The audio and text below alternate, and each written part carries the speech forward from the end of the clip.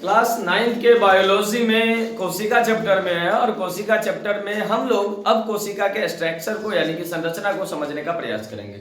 हम इससे पहले पढ़ चुके हैं कि कोशिका जो है वो 3 अलग अलग संरचनाओं में विभाजित होती है। सबसे बाहर कोशिका की झिल्ली यानी कि कोशिका झिल्ली होती है। कोशिका के बीच में जो द्रव पाया जाता है उसको कोशिका द्रव्य कहते हैं और कोशिका द्रव्य के ही बीच में एक छोटी सी संरचना पाई जाती है जो सारे कार्यों का नियंत्रण करती है, जिसे केंद्रक कहते हैं। इस 3 अलग अलग प्रकार की संरचनाओं को अब थोड़ा सा डिटेल से पढ़ते हैं और समझने का प्रयास करते हैं कि कोशिका की संरचना आखिर किस प्रकार से व्यवस्थित है और वो कौन कौन से कार्य करती है। बस इसी बात पर जोर देना है, तब जाकर कोशिका चैप्टर आपके दिमाग में फिट हो जाएगा। ये है क्या, तो मैंने पहले क्या लिखा है यहाँ देखिए कि कोशिका भित्ति। आप देखे होंगे कि मैंने पहले आपको कोशिका झिल्ली समझाया। कोशिका झिल्ली जो प्रत्येक कोशिका में पाई जाती है, यानी पादप कोशिका में भी और जंतु कोशिका में भी। लेकिन कोशिका भित्ति बाद में समझा रहा हूं क्योंकि कोशिका भित्ति केवल और केवल पादप कोशिकाओं में पाया जाता है, यानी कि पेड़ पौधों में पाए जाने वाली कोशिका में ही सिर्फ कोशिका भित्ति पाई जाती है। यह काफी कठोर आवरण होती है जो प्रत्येक पादप कोशिका के चारों ओर रहती है, जो एक इसको निश्चित आकार देने प्रदान करती है। यह एक निर्जीव ठोस आवरण है जो सेल्यूलोज की बनी होती है। कोशिका झिल्ली सजीव हुआ करती थी जो लिपिड और प्रोटीन की बनती थी, परंतु कोशिका भित्ति निर्जीव है जो सेल्यूलोज की बनती है। और आगे समझिए इस बात को कि कोशिका भित्ति निर्जीव होती है, सेल्यूलोज की बनी होती है। क्या काम है, तो यह एक निश्चित आकार देता है और सुरक्षा प्रदान करता है कोशिका को, पादप कोशिकाओं को, और यह कोशिकाओं को सूखने से बचाता है। कोशिकाओं को सूखने से बचाता है कौन, तो कोशिका भित्ति। इसके बाद है कोशिका द्रव्य। जीव द्रव का वह भाग जो कोशिका झिल्ली के बाद और केंद्रक के बीच होता है, वह भाग कहलाता है कोशिका द्रव्य। फिर से एक बात समझिए, जीव द्रव का वह भाग जिसकी खोज पुरकिंजे ने की थी। कोशिका द्रव्य किसे कहते हैं, इसको समझिए कि जीव द्रव का वह भाग जो कोशिका झिल्ली के बाद और केंद्रक के बीच पाया जाता है। आप डायरेक्ट कह सकते हैं कोशिकाओं के अंदर पाए जाने वाले कार्बनिक तथा अकार्बनिक द्रवों को कोशिका द्रव्य कहते हैं। आप डायरेक्ट भी बोल सकते हैं, कोई दिक्कत वाली बात नहीं है। जीव द्रव का वह भाग जो कोशिका झिल्ली एवं केंद्रक के बीच पाया जाता है उसे कोशिका द्रव्य कहते हैं, उसे कोशिका द्रव्य कहते हैं। जीव द्रव का वह भाग जो कोशिका झिल्ली और केंद्रक के बीच पाया जाता है उसे कोशिका द्रव्य कहा जाता है। इसमें कार्बनिक पदार्थ भी रहता है जैसे कार्बोहाइड्रेट, वसा, प्रोटीन, और कार्बनिक पदार्थ भी रहता है जैसे खनिज, लवण, जल। ये सभी अकार्बनिक पदार्थ भी पाए जाते हैं कोशिका द्रव्य के भीतर। इसके अलावा कोशिका द्रव्य है क्या, तो कोशिका द्रव्य एक गाढ़ा, पारभासी और चिपचिपा द्रव है।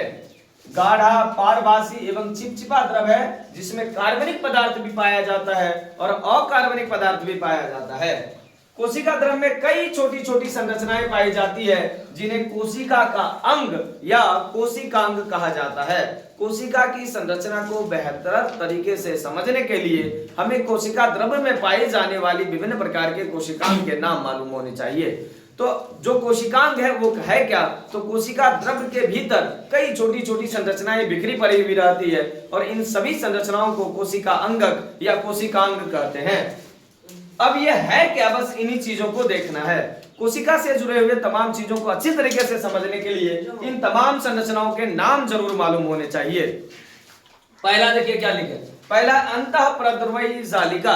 हिंदी में अंतःप्रद्रवयी जालिका और इंग्लिश में एंडोप्लाज्मिक रेटिकुलम, इसको कहते हैं ER। पहला संरचना है जो अंतःप्रद्रवयी जालिका यानी कि इंडोप्लाज्मिक रेटिकुलम है, जिसे ER कहते हैं। यह 2 अलग अलग भागों में विभाजित होती है, एक जो खुरदरी होती है और दूसरा एक जो चिकनी होती है। स्मूथ इंडोप्लाज्मिक रेटिकुलम और रफ इंडोप्लाज्मिक रेटिकुलम। जो SER होती है, जो RER होती है। RER जो होती है उसके ऊपर दानेदार संरचना पाई जाती है और वो दानेदार संरचना कुछ और नहीं बल्कि राइबोसोम होती है। राइबोसोम प्रोटीन का निर्माण करती है और जो वसा वाला है, स्मूथ वाला है, वो वसा का कोलेस्ट्रॉल निर्माण करती है, नियंत्रण करती है, वसा का निर्माण करती है। उसके बाद है गोल्जी काय। गोल्जी काय, गोल्जी अपरेटस आपको देख रहा है। प्रत्येक कोशिका द्रव्य में जो है टेलीफोन की जैसी संरचना पाई जाती है। उसके बाद है लाइसोसोम। लाइसोसोम के पास एक ऐसा एंजाइम होता है जो सब चीज को खत्म कर देने की क्षमता रखता है, इसलिए लाइसोसोम को कोशिका के आत्महत्या की थैली कहा जाता है। फिर उसके बाद आता है माइटोकॉन्ड्रिया। माइटोकॉन्ड्रिया कोशिका का पावर हाउस है, ऊर्जागिरी है, यही ऊर्जा का निर्माण होता है। उसके बाद आता है लवक या प्लेस्टिड। लवक या प्लेस्टिड केवल और केवल पादप कोशिकाओं में पाया जाता है, जिसके कारण पेड़ पौधे के जड़ों का रंग श्वेत और फूलों का रंग अलग अलग रंग होता है और पत्तियों का रंग हरा होता है। तो ये रंगहीन, रंगयुक्त और श्वेत तीन अलग अलग प्रकार के प्लास्टिक लवक पाए जाते हैं पेड़ पौधों में। इसके अलावा रसधानी होता है। रसधानी जो जल पानी को जमा रखती है, संचित रखती है। फिर होता है तारककाय जो कोशिका का निर्माण करती है, जिसे सेंट्रोसोम कहा जाता है। इसके बाद है माइक्रोट्यूब्यूल्स और लास्ट में है केंद्रक। कोशिका का दिमाग जो है वो केंद्रक को कहा जाता है। तो इस प्रकार से ये सारे कोशिका अंग है जो कोशिका द्रव्य में जगह जगह बिखरा पड़ता है। अब यहाँ देखिए क्या क्या है अलग अलग करके। पहला है अंतःपरद्वयी जालिका। फिर से कोशिका के अंग को समझिए।